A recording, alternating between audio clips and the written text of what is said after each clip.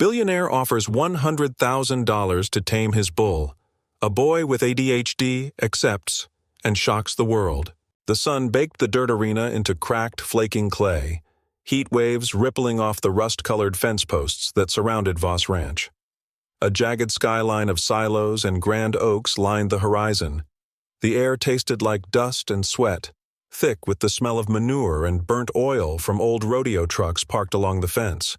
The crowd that had gathered buzzed with a strange mix of excitement and dread, packed shoulder to shoulder behind weather-beaten ropes. Families with toddlers, camera crews with boom mics, local ranchers with folded arms and skeptical scowls. All eyes were locked on the metal chute at the center of the ring, the gate that separated man from beast. Behind that gate, the legend waited. Razor, 1,000 pounds of muscle, fury, and memory. His dark coat shimmered like wet coal, muscles twitching with barely contained aggression. Scars laced his sides, some old, some new, souvenirs from every man who thought he could ride him and walked away broken, if they walked at all. Razor snorted, steam billowing from his nostrils. One massive hoof scraped the dirt, drawing a line like a dare. 2 riders had left the pen in stretchers last month alone. One still hadn't woken up. Standing just outside the chute, billionaire rancher Clayton Voss pulled down the brim of his Stetson and raised a megaphone. His boots were polished, but his voice was rough as gravel.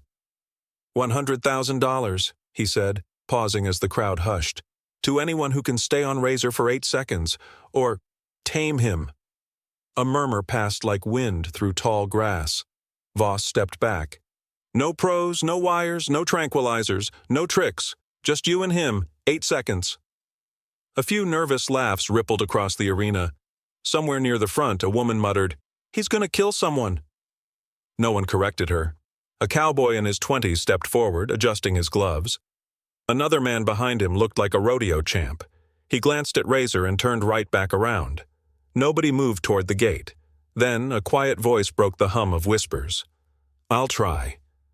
It wasn't loud. In fact, it was almost mist, buried under the wind and chatter. But it landed like a stone in still water. The crowd turned, first out of confusion, then disbelief. There, stepping between the rows of heavy boots and ranch coats, came a boy. No older than 14, barely 5 feet tall, skinny, with freckled cheeks and dark, overgrown curls that stuck out from beneath a sun-bleached cap. His jeans were too short, and his plaid shirt had a missing button. His boots looked like they belonged to someone twice his size. Someone in the crowd scoffed. "Is this a joke?" "You got a name, kid?" a grizzled ranch hand called out, half smirking. "Eli," the boy said. His voice didn't shake, he didn't blink. "And I've got ADH." A few people snorted. A couple laughed out loud. Even Clayton Voss squinted at the boy, unsure if this was some prank staged by a viral channel. "This ain't a school project, son," Clayton said, stepping closer. "That bull's broken ribs, crushed skulls. I ain't burying a kid today." Eli didn't flinch.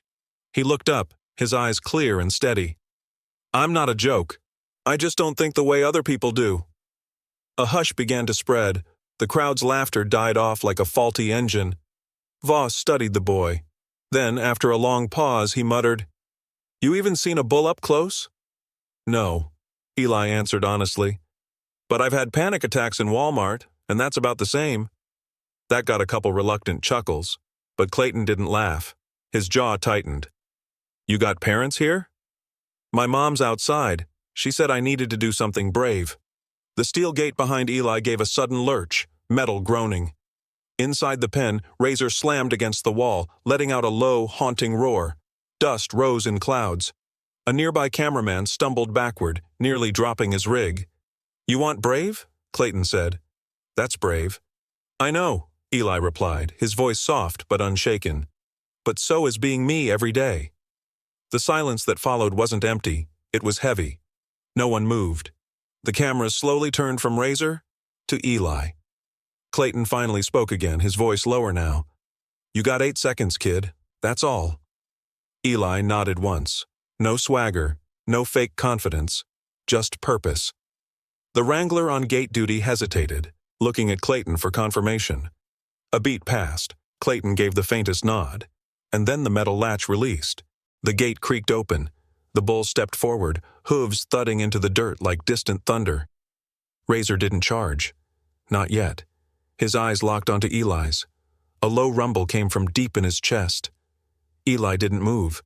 The boy and the beast stood there, two storms staring into each other. No one breathed. And in the stillness, something impossible began. The late afternoon light spilled gold across the dust, softening the edges of the chaos that had just been promised. Razor paced inside the pen, his hooves gouging deep lines into the ground, breath churning in hot clouds.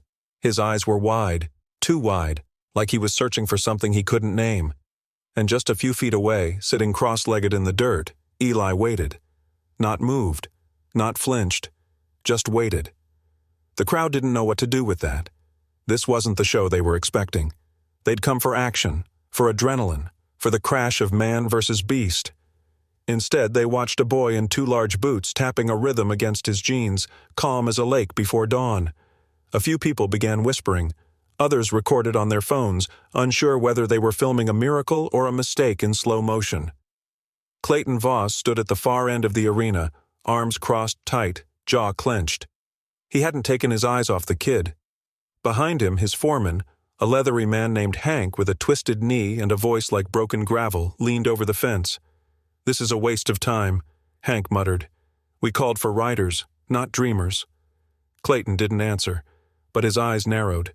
Inside the pen, Razor pawed the earth again and threw his massive head, horns slicing the air.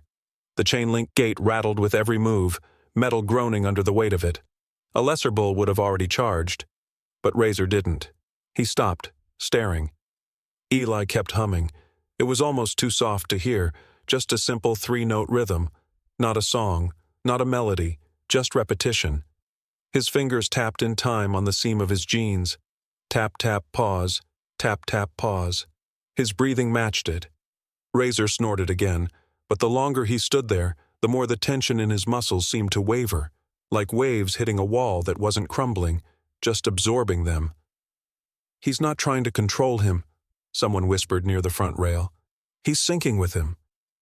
Eli tilted his head, eyes never leaving the bull. "You're not angry," he said under his breath, just loud enough to carry to the nearest mic. "You're just stuck." The wind shifted. A dry gust kicked up a spiral of dust between them. Razor's ear twitched. Eli leaned forward a little. Not enough to provoke, just enough to close the space between trust and threat. "You don't want to fight, do you?" In the stands, a boy no older than Eli gripped his father's hand. A young woman wiped tears from her cheeks without realizing she was crying. The camera crews had stopped talking, even among themselves. One cameraman, a former Navy vet who'd seen war zones, whispered, "This is the bravest thing I've ever filmed." Then Razor charged.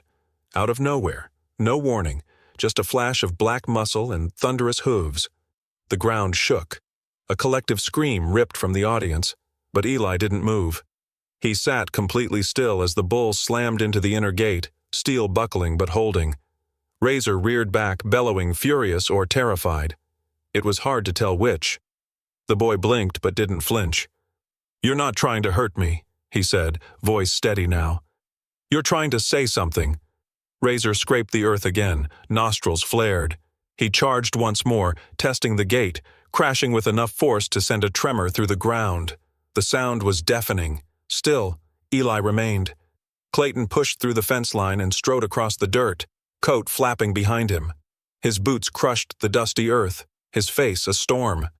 "This your plan?" he barked, standing above Eli. "Stare him down till he drops? You think this is some kind of children's book ending?" Eli looked up at him, not scared, just tired of explaining things adults never understood. "No," he said. "I'm listening." Clayton stared, confused. "Listening to what?" Eli nodded toward the bull. "He's scared too." That froze Clayton. Not like someone caught off guard, but like someone who'd heard something they weren't ready to admit. His silence that followed wasn't normal. It was thick, charged. Razor stopped pawing. His head tilted slightly. The sweat around his shoulders shimmered. Eli stood slowly, brushing off his jeans.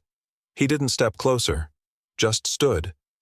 The sun had dipped low now, bleeding orange across the landscape. Shadows stretched long, and in that strange twilight stillness, something broke inside the bull. Not physically, something deeper. Razor let out a sound. Not a grunt, not a snort. A low, drawn-out hum from his chest, almost like a groan, a memory, or maybe a grief. The crowd stopped breathing. Clayton's lips parted, but no words came out. Razor stepped back once, then twice, his movements no longer frantic, just uncertain. His hooves made wide, deliberate arcs as he circled, and then, impossibly, unbelievably, he lay down. The arena didn't erupt. It didn't scream. It went still, so still it hurt. Eli didn't smile. He didn't pump his fists or play to the cameras. He just exhaled, long and slow, as if his lungs had been holding that breath since birth. A woman cried softly in the background. The boy who'd gripped his father's hand leaned forward over the rail. "He did it," he whispered. "No," his father said, voice shaking. He understood it. Clayton stepped forward, staring at the bull, at the boy, at something he couldn't name, something he hadn't felt in years. His lips moved like he wanted to say something, an apology maybe, or thanks. But before he could speak, a flashbulb popped, and the moment shattered. The crowd surged forward. Reporters yelled questions. Phones filmed from every angle. Security scrambled to hold them back. Eli backed away, shrinking from the noise, the sudden electricity of attention. Razor didn't rise. He stayed curled in the dirt, eyes half-lidded, like someone finally at rest. Hank ran up beside Clayton, breathing hard. "Boss, what just happened?" Clayton didn't answer. His eyes were still locked on Eli. But in his mind, something old had started to stir. Something buried years ago in a barn no one talked about anymore. Something with horns and a memory.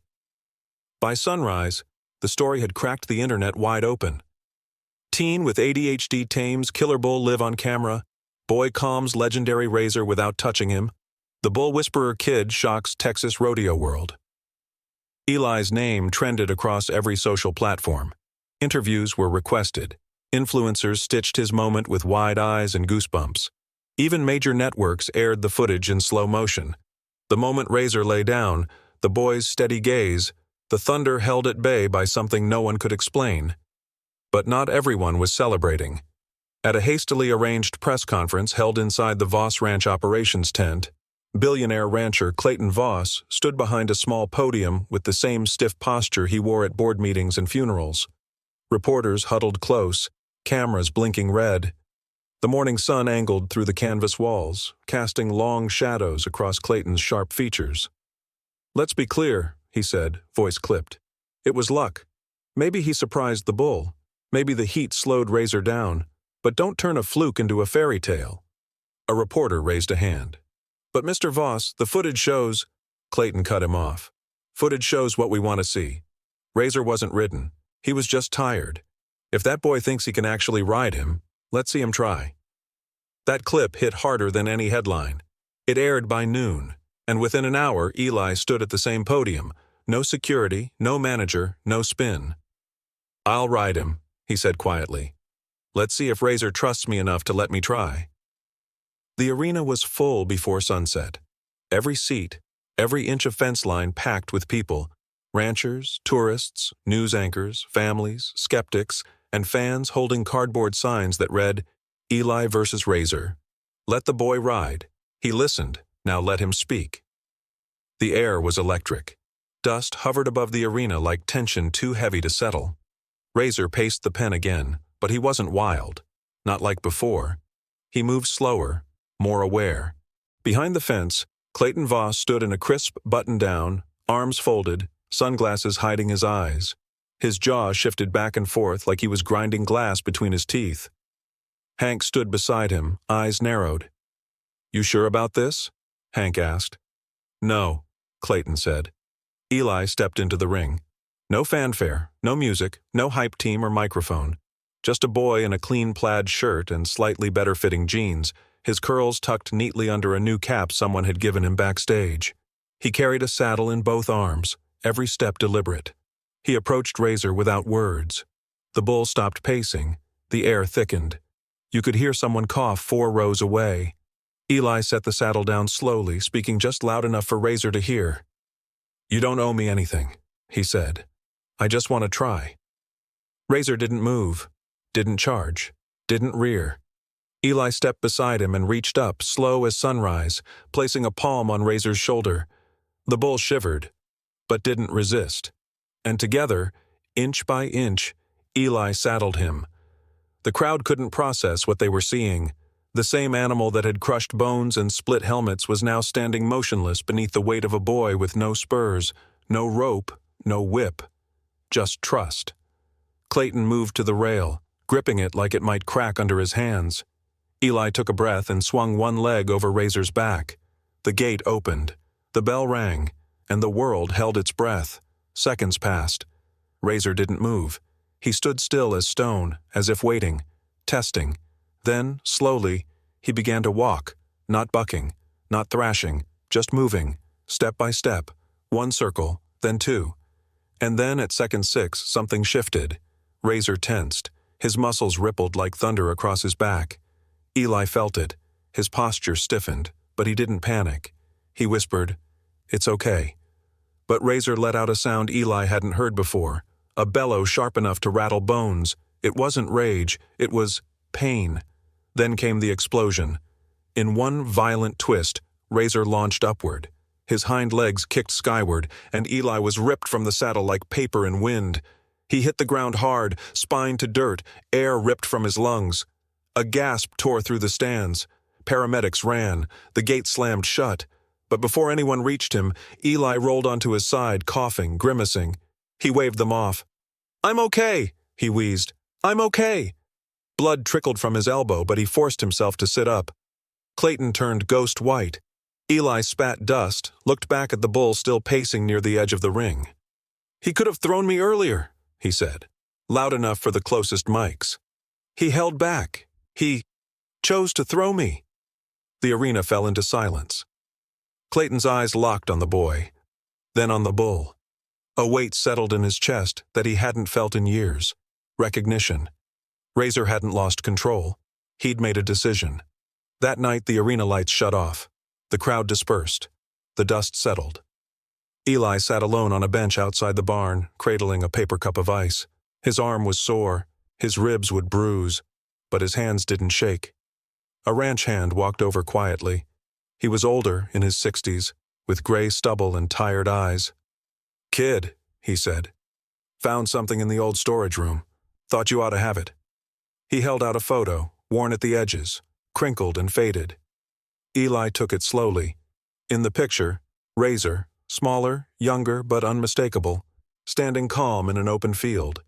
On his back, a child with a missing tooth smile, maybe 6 or 7, one hand in the air like a rodeo champ, the other clutching the horn of the saddle. Beside them, kneeling, arm around the child, was a man, Clayton Voss. But he wasn't scowling. He was smiling. Eli stared at the image, something inside him clicking into place. A memory he didn't have, but Razor clearly did. He stood, photo still in hand, and turned toward the barn. Inside, Razor slept, but not with one eye open, not restless, peaceful. And now Eli understood why. The barn was quiet, lit only by a single hanging bulb that swung gently in the still air, casting a soft glow over dust-coated beams and the slow rise and fall of Razor's chest.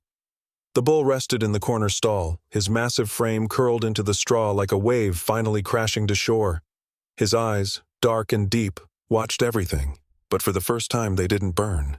They waited. Eli stood just outside the gate, fingers loosely gripping the rail, the faded photo still tucked in his back pocket. Behind him, footsteps crunched through old hay. Clayton Voss stepped into view, hesitating beneath the light like a man afraid to enter his own shadow. He looked older than he had hours ago, not in his face, but in his soul. Eli didn't turn.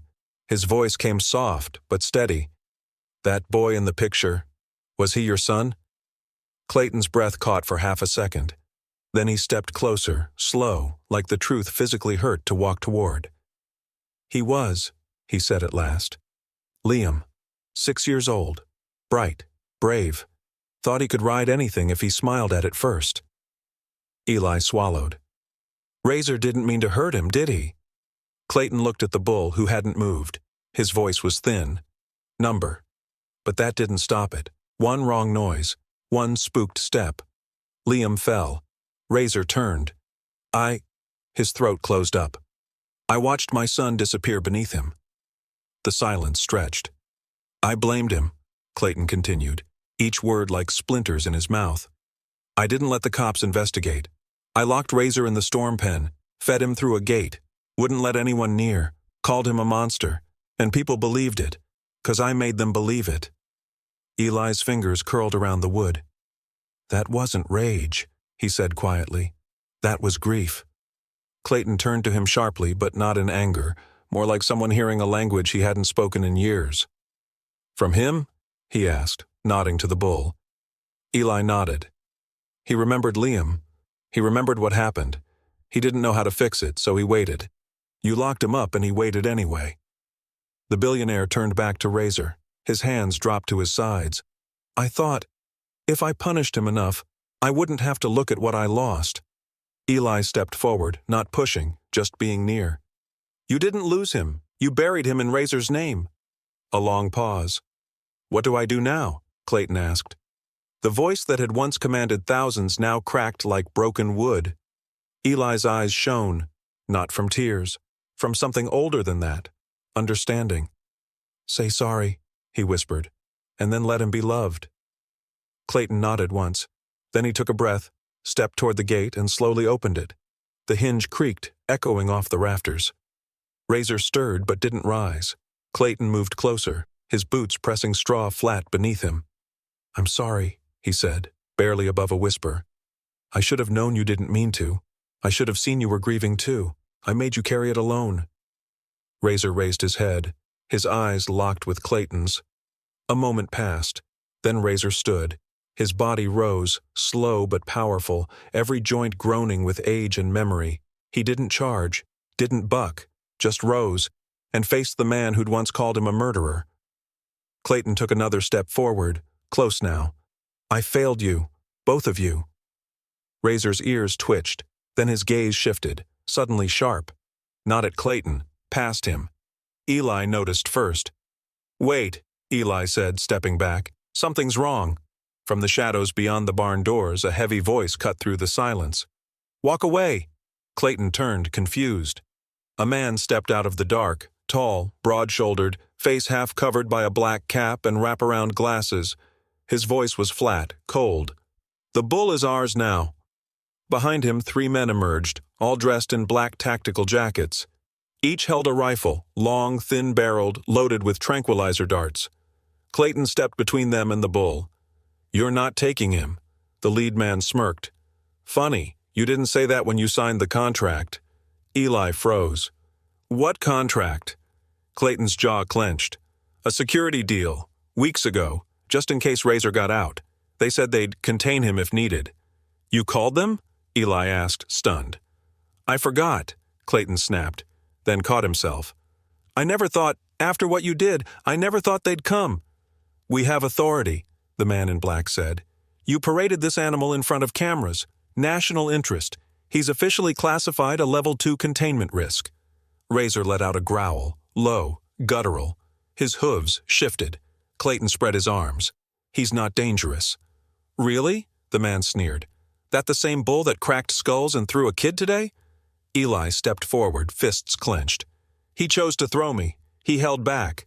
That wasn't aggression. That was trust. The man laughed, dry. Nice story, but stories don't change policy. The dart will knock him out in 10 seconds. Then we haul him. No fuss. The rifles raised. Clayton's voice boomed. I own this ranch. And we own the rights to any threat deemed public safety, the man said, aiming. No, Eli shouted, stepping in front of Razor. The man's hand tensed. Move, kid. I won't, Eli snapped. You shoot, it won't just hit him. It'll hit me too. Razor stepped beside Eli, close enough to feel his breath on the boy's shoulder. Clayton's voice broke. You shoot either of them, you'll answer to more than me. One of the riflemen hesitated. Sir, maybe we wait. No, the leader barked. They had their chance. He pulled the trigger, but Razor moved first. In a blur of power, the bull lunged, not at the boy, not even at the gunman, but sideways, slamming his shoulder into a stack of hay bales that toppled onto the shooters. Rifles scattered. One dart fired into the rafters. The man in black hit the ground, groaning. Eli dove down. Clayton dragged one of the guns away. Outside, voices shouted, security from the main ranch running. The men scrambled. One darted for the exit, but Razor blocked the way, snorting, daring them. And then it was quiet again. Sirens in the distance. Ranch hands closing in. The men didn't fight. They knew they'd lost. Clayton stood over the leader. You come near him again. I'll make sure you're the one wearing the tag. The man coughed, wiped blood from his mouth, and spat. He's still just an animal. No, Eli said from behind him, voice soft but final. He's the reason I believe people, and animals, can heal. Epilogue. 3 weeks later, Razor stood beneath an open sky at a sanctuary miles away from the arena, his field wide, his stall always open. Children with disabilities came to visit. Veterans sat beside him in silence. And Eli visited every weekend. He no longer whispered. He spoke freely, and Razor listened.